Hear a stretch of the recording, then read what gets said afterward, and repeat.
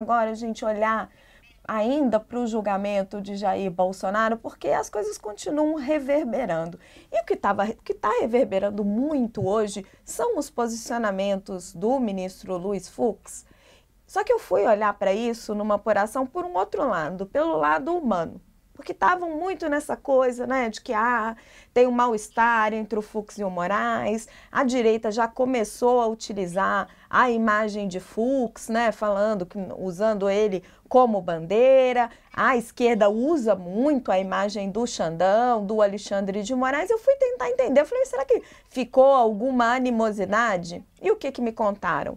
Que os ministros Alexandre de Moraes e Luiz Fux estavam conversando e rindo tranquilamente na sala privada ali de lanches do STF logo após a aceitação da denúncia contra o ex-presidente Jair Bolsonaro e os seus aliados por tentativa de golpe de Estado. A percepção de quem circula dentro do Supremo é que não tem animosidade entre os dois, apesar dessa exploração política que está acontecendo, que eles são amigos, respeitam o dissenso, que para trabalhar em colegiado é preciso ter independência. Agora que estão tendo visões distintas, né? O Fux já havia antecipado o pedido de vistas no caso da cabeleireira, ele está incomodado com o tamanho da pena imposta e quer examinar com cuidado ali os crimes e os atenuantes.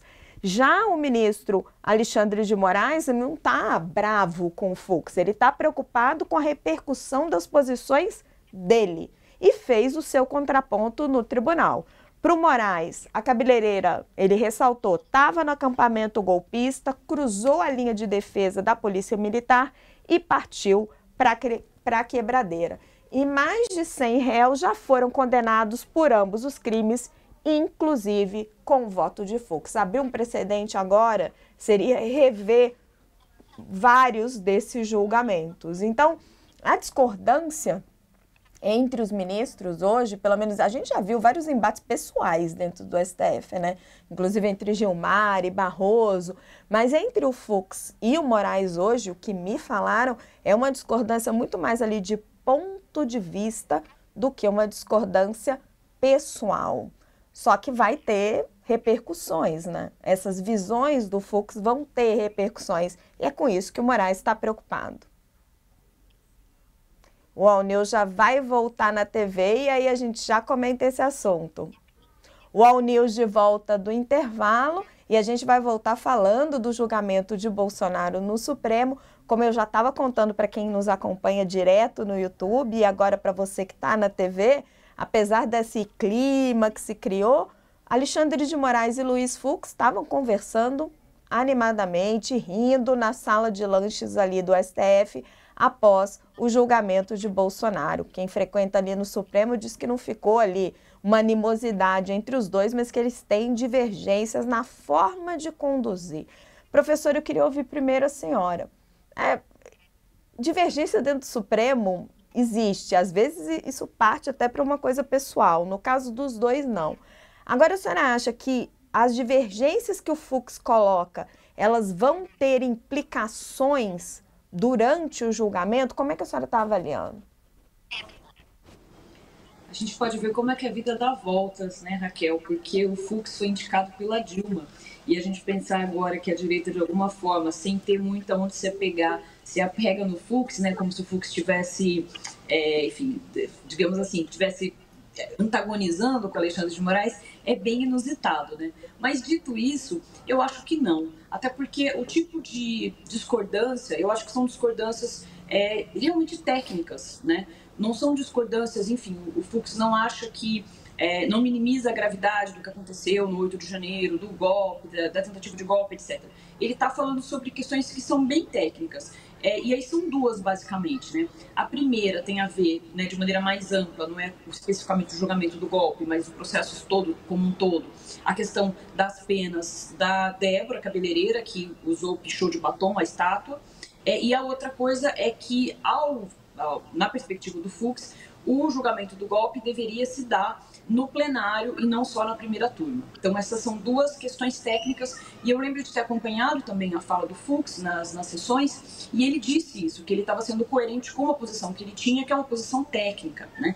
Então, eu acho que isso não vai, de uma certa maneira, causar, digamos, um grande desacordo da corte, etc. E até no caso especificamente do primeiro caso que eu comentei, né, sobre a cabeleireira que pichou a estátua, eu acho que tem uma coisa também que é a seguinte: primeiro, a gente que está de fora, a gente não tem acesso a todos os autos, todos os documentos, então é muito difícil da gente opinar. Agora, tem talvez uma preocupação que ela me parece válida, que é a seguinte, que é a de que não tenha penas que sejam eventualmente mais duras para quem estava ali no 8 de janeiro, e aí depende, enfim, dos tipos de participação em relação aos que seriam a cúpula, os mandantes da tentativa do golpe, aqueles que estão, de fato, a inteligência por trás da tentativa de golpe. Então isso me parece ser uma coisa legítima, até porque a Débora se tornou uma espécie de símbolo, a direita está explorando muito isso, inclusive até com campanha de desinformação, espalhando coisas que não são verdades, mas que ela está se tornando uma espécie de símbolo, de mártir, para dizer, enfim, até para poder colocar em marcha a questão da PL da anistia. Então, eu acho que ela é uma preocupação válida e ela é uma preocupação mais técnica, que eu acho que não tende a alterar muito o entendimento da primeira turma. E, Couto, como é que você está vendo essa utilização política? Porque a direita tem desde o caso da Lava Jato, né? Em Fux We Trust, eles utilizam, né, essa exploração política do suposto conflito entre os ministros. Olha, eu estou vendo isso aí, Raquel, como um jeito que encontrou de aparecer nesse julgamento, porque os outros quatro estão muito afinados nas posições deles em todos os sentidos, né? E o Fux era a figura menos midiática aí dessa turma, e ele é bastante vaidoso também. Então, realmente, são divergências pontuais que ele teve ontem com o Alexandre de Moraes, e eles se divertiram sobre essas divergências, o que é comum também no Supremo, né? Eles fazem cara de mal para a televisão, mas lá entre eles se divertem também. E eu queria chamar a atenção para uma coisa dos ministros Carmen Lúcia e Flávio Dino, né?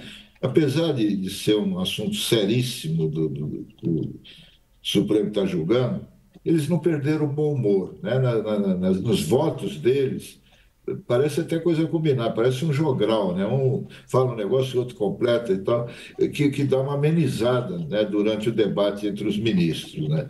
O que eu acho que destoou bastante disso tudo é a entrada em cena do Marco Aurélio Mello, que era o Luiz Fux de outros tempos, né? Dizer que a Débora, né, a pichadora, recebeu uma pena de 14 anos maior do que os casos de latrocínio. É muito difícil comparar essas coisas, são coisas absolutamente diferentes. Mas a gente pode, numa imagem, também dizer que o que eles fizeram, os invasores que fizeram atentado em Brasília, eles tentaram também roubar e matar a democracia, sabe? Não dá para comparar coisas tão diferentes, né?